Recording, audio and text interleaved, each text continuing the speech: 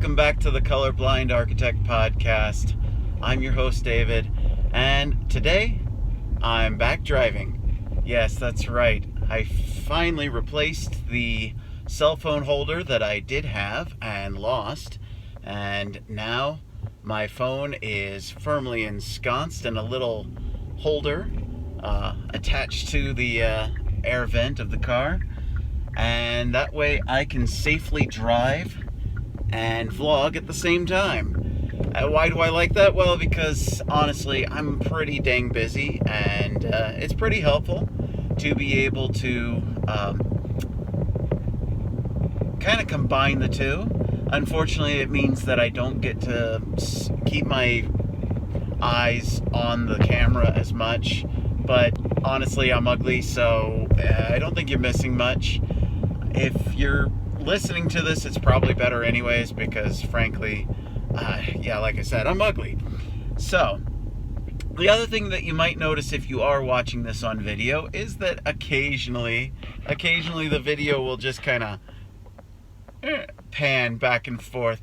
That's because one thing that I noticed with my new car is that it does not, the air vents don't really stay in the same place all that well. It's one of those air vents where the verticals and the horizontals are all connected and actually float together as a single unit, rather than the horizontals being fixed and the verticals turning, or vice versa. So it's just a weird aspect of this particular car. In many ways, I could say that I love this car. It's great. So if you're wondering why I got a new car, frankly, it was because my old car was on a lease. I got to the end of the 3 years, and the car dealership actually, they gave us a deal that we just couldn't turn down. It was actually less expensive to upgrade to the brand new car than what we would have been paying to buy out the old car. And so we figured, well, you know what? Sure, I'll take the brand new shiny car that drives a lot smoother and has a lot more safety features and has this kick-ass sunroof. So, by the way, if you're wondering the type of car that I drive, this is a 2021 Kia Sorento. This is not the LX. This is the one step up from that. And so I can't recommend the Kias enough. I love Kia. They make some really great cars. They don't pay me to say this, because I have 2 viewers, so why would they? But and actually, the funny thing is, I was really amazed that this last video that I put out, this was the one on the Confessions of an Economic Hitman. I was really amazed. That video was way more popular than any of my other videos, and I'm kind of surprised why, because I thought, really? It's just a book review of a book from 17 years ago. But because of that, and because I do enjoy reading and I do enjoy reporting about books, I mean, that was actually one of the things I enjoyed in school when I was growing up, was doing book reports. And so I realized, you know what, that's a great topic to do, is to occasionally do book reviews of books that I've been reading. So look forward to that. I'm going to be my next video, I'm hoping to do a book review on a great book by one Donald Trump called The Art of the Deal. I actually just finished reading that, but today I didn't want to talk about that. Today I wanted to talk more about something that I've noticed amongst Christians especially, but amongst right-wingers as well. See, when we're talking about politics, it's easy to get into this mindset of there being like this equal balance between right and left. There's a lot of people, especially on the left, who try to say, oh, well, the right is just as bad as the left, or worse. And okay, so there's different ways of putting this. There are people who within the right-wing movement that are just as bad or worse than the left wing, and just the same on the left. However, I think when you're talking about the broad scope of society, they're definitely not equal in the way that they behave. Let me explain. So, for us on the right, and I consider myself on the right, I'm right-leaning. I find myself considering myself somewhat of a right-leaning moderate. As in, I believe that some regulation is good. I believe that we should bust up monopolies. I believe that we should have some kind of social safety net. I do believe in the importance of everybody having the freedom to choose. But I also really question things like abortion, for example. I don't necessarily take a hard stance on it because I know it's a very difficult choice for a lot of people. I do consider it murder, but at the same time, it's really hard for me to say, yeah, but you who don't want to have this child, who would be an absolutely terrible mother because of that, should be forced to still have the child. And I used to think, okay, no, you can just put it up for adoption. But now adoptions are being granted to gay couples, which, I mean, don't get me wrong, I'm not anti-gay per se. What I am concerned about, though, is that we've got this giant experiment, live action experiment happening on children. Okay?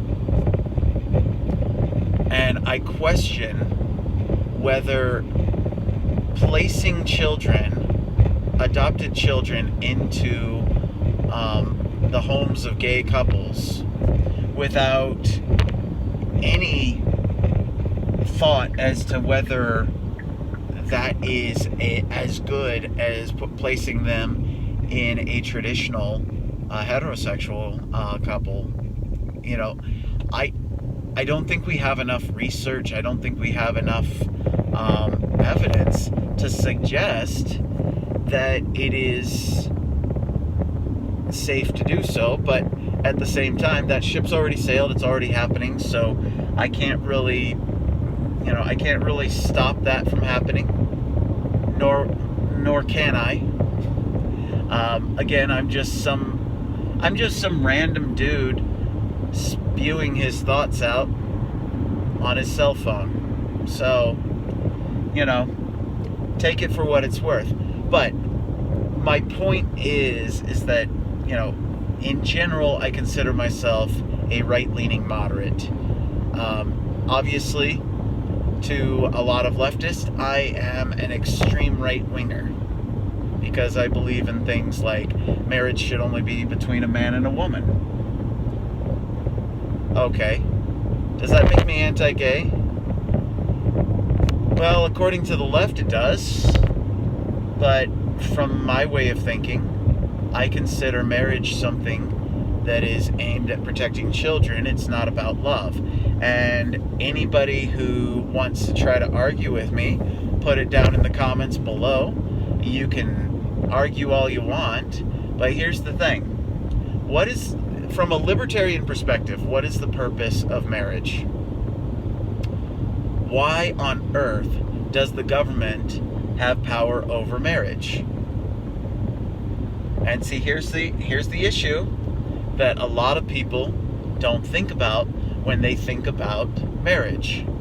They think, oh, but it's all about love. Love who you love. Well, look, if you're gay and you want to love another gay person and you want to have a monogamous relationship, great. Wonderful for you. I'm happy for you. But we're talking about state-sanctioned marriage. why is there state-sanctioned marriage? What is the purpose? Why not just have private contracts that you can just do? You don't need a marriage license if it is only about love. So why on earth is there state-sanctioned marriage? Well, the answer, my friend, is children. See, heterosexuals produce children when they have sex. I know, it's a big, huge, shocking surprise that when you actually follow the science says that it takes a sperm and an egg. Well, the only way to get a sperm and an egg out of sex is if it's one man and one woman. Okay? Now, the result is heterosexual couples produce children. Homosexual couples do not. They might have children from other relationships or from other actions, but they will not get them from their homosexual relationship. This is science. This is not hate. This is science. Okay? And it's such basic science. It is annoying. It is so annoying that the general public has been sold this bill of goods by the political correct crowd, trying to tell us that a man can have a period. Okay. Science is still science, okay? The truth doesn't care about your feelings. The truth doesn't care about your political correctness. The truth is the truth, regardless of how you feel about it. And the truth is that only heterosexual couples can produce children as a result of their sex. Okay?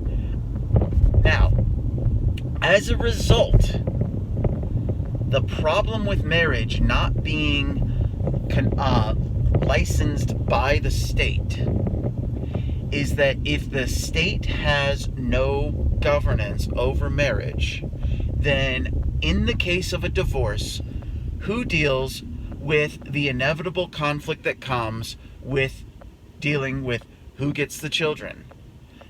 True, some divorced couples are able to separate and they're able to come to an agreement. But as we all know, there are some divorced couples that it is a heated battle over those children and assets. So that, especially the children and the disposition of who gets the children, how they get taken care of, that becomes an issue that needs to be resolved.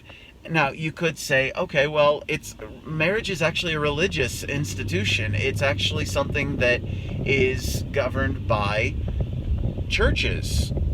Okay, well, that's great to say, but what if you have a Jew married to a Christian or a Muslim married to a Hindu? Which church has governing power over that divorce? And for that matter, if they're Catholic, they're not even allowed to get a divorce. That's against the Catholic faith to get a divorce. So how do you handle that? Because divorce is a reality. It's not something that I want to see, but it is a reality. So who adjudicates the disposition of where the children go and how they're cared for? Well, the answer is the state, because it's the only institution that we have that has the legal power and authority capable of doing it. And is it the federal government? No, it's not the federal government. It is the state that has that power. Now, we could get off onto a whole nother tangent about all kinds of issues related to that. But the simple fact of the matter is that the purpose of marriage being state sanctioned is that in the case of divorce, you need somebody to adjudicate the children, and as a result, it makes sense to have a judge of the state to be the one who adjudicates. This is why gay marriage does not make sense. Okay? It does not make sense because they do not produce children. Now, it's a fact that we have it now, okay? I'm not trying to fight it. I'm not trying to overthrow it. I'm just trying to make the logical point that is missed so often. And it's one of these things where, for some reason, society just wants to totally misconstrue things and mislabel things and completely ignore science and ignore history and ignore the reason why things were put together. Oh yeah, well, let's just deconstruct everything. I mean, thank you 1970s era postmodernist philosophers from France, because you're destroying the whole world, by the way, with your stupid deconstructionism. And yes, I just said that in a vlog. Why? Because it's frustrating to see the idiocy that gets passed off as legitimate scholarship in the colleges. But I'm getting distracted, so let me get back on subject.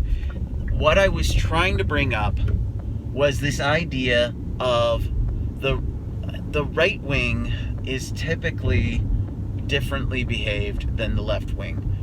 And by that I mean a large chunk, in fact, I'd say even a large majority of the right wing would be Christians and other, conservative faiths that believe in traditional values, right? Now, what does Christianity teach you? Well, Christianity teaches you to be meek and mild, It teaches you to, turn the other cheek.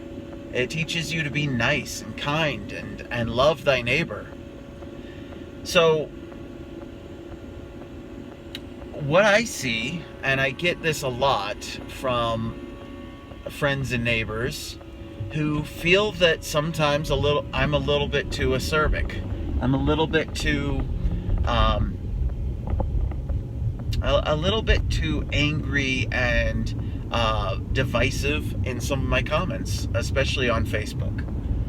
And one of the things that I feel really deeply about right now is if a mass murderer shows up at your doorstep, you don't turn the other cheek, invite them into your home and try to feed them dinner, even though that's the Christian thing to do, right? Because there's a difference between what is the Christian thing to do, as in love thy neighbor, be kind, serve even the least of these. These are really important principles. But when it comes down to protecting your family from danger, you don't let the mass murderer into your house. Now, what does that have to do with politics? Well, communism is a mass murderous philosophy. Karl Marx's philosophies lead to mass murder. It's really simple, okay? And I'm not going to back down on that one. Communism is evil. Now, do you let communism into your home, into your family? Do you let Marxism be taught to your children as though it's the gospel? Hell no. No, if you are a Christian and you are just standing by and going, but I'm supposed to be nice. This teacher's a neighbor and a friend. Well, that might be true, because I have friends who are communists, okay? It doesn't mean that you can't be friends with people. But do you let them teach your children falsehoods? Do you let them change your government to be one of a vindictive one-party government that tries to destroy our freedoms of speech. No. And see, here's the thing. It might have already sailed. The ship might have already sailed. We might have already lost because we currently have a very, very narrow majority in the Congress, and we have a doddering fool in the White House. And these Democrats are not the Democrats of yore. Now, personally, I believe the Democrats have always been evil, but that's another story for another time. What I can say is that this current crop of Democrats, they are socialists. And don't give me this crap that socialism is different than communism. Socialism is the dictatorship of the proletariat that leads to the glorious utopia known as communism. See, to a Marxist, communism is not something that you achieve here and now. It is something that you work towards, because communism is the heaven in the Gospel of Marx. Socialism is the dictatorship of the proletariat that's supposed to get you there. Now, isn't that interesting that in Marxism, you have to go through a dictatorship of the proletariat. Now, what the hell is the dictatorship of the proletariat? The dictatorship of the proletariat is the dictatorship that must happen, and the proletariat are supposed to be like the farm workers and the factory workers, right? And they're supposed to be the ones who take over. Now, what happens in practice in a real communist system? Well, guess what? It certainly isn't the farm workers or the factory workers.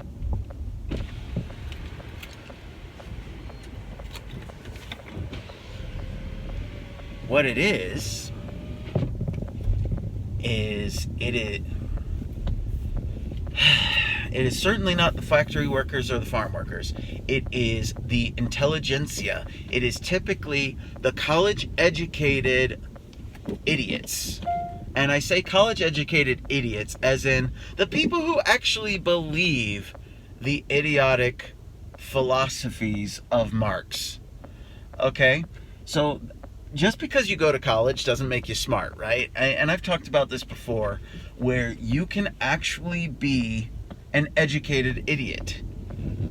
Because, yeah, there's a lot of people who go to college and they get their degrees and they're not necessarily smart. In fact, I have a freaking master's degree, and you know what? I'm probably an idiot too, okay? I don't consider myself all that smart.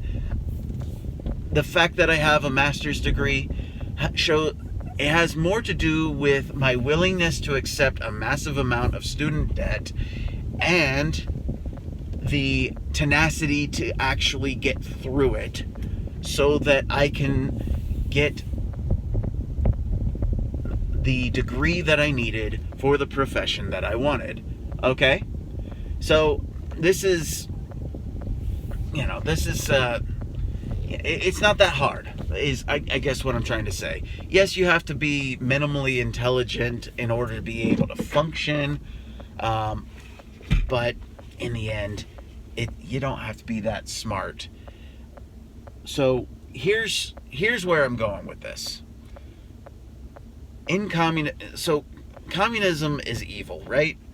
We don't want to let them in. So for those who are Christians, or anybody who believes in being nice, we need to be careful about not being too nice. We need to be careful about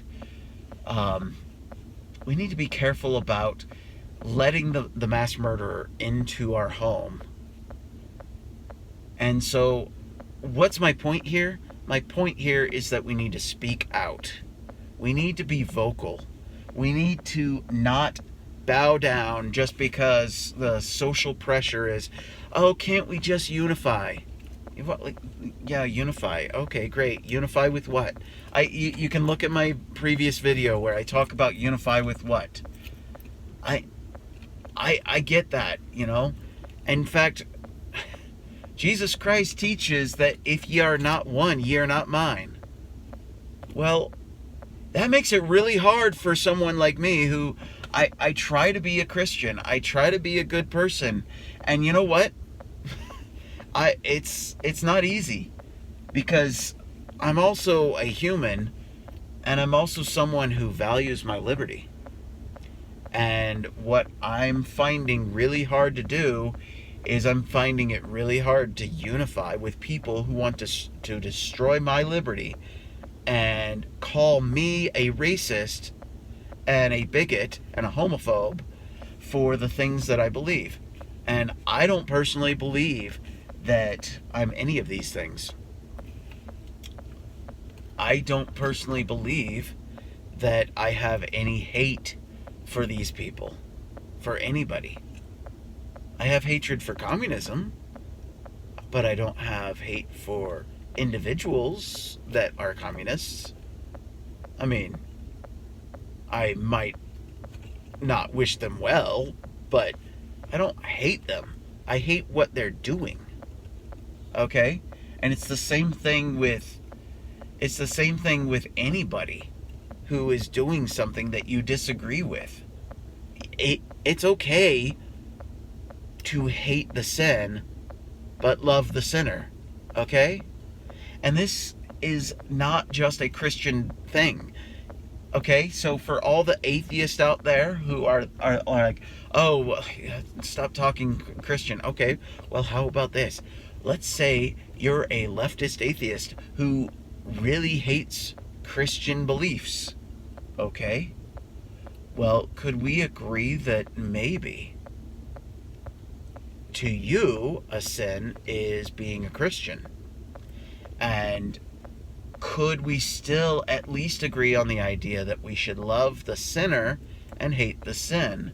So even if you disagree with somebody else's opinions, can you still love that person? Yes. And the fact that there's so many people, especially on the left, who are trying to shut down free speech, it really irritates me, and it's evidence that they don't actually believe in the principles of our Constitution and of our Bill of Rights. Look, is our Constitution perfect? No. It's been amended 27 times, and granted, not all of those were good amendments, but I'd say the First Amendment was absolutely genius. It was a wonderful, wonderful amendment, very necessary. And I'd say pretty much all 10 of the Bill of Rights are things that we really need to hold dear. So, anyways, I'm at work now, so I'm going to head on in. But if you did actually watch this whole video, thank you. I know that this is a long rant, and I do these videos, they tend to be long, because, frankly, I've got a lot to say, and, like I said, I could be an idiot, and I could just be talking to my phone in my car to nobody. But it makes me feel better to be able to vent. And if you are watching it, if you're watching it on YouTube, hit the like button, hit the subscribe button. If you're watching it on Rumble, which I hope you are because I prefer Rumble, give me a Rumble, hit subscribe. Thank you. And I'm the Colorblind Architect. Peace out.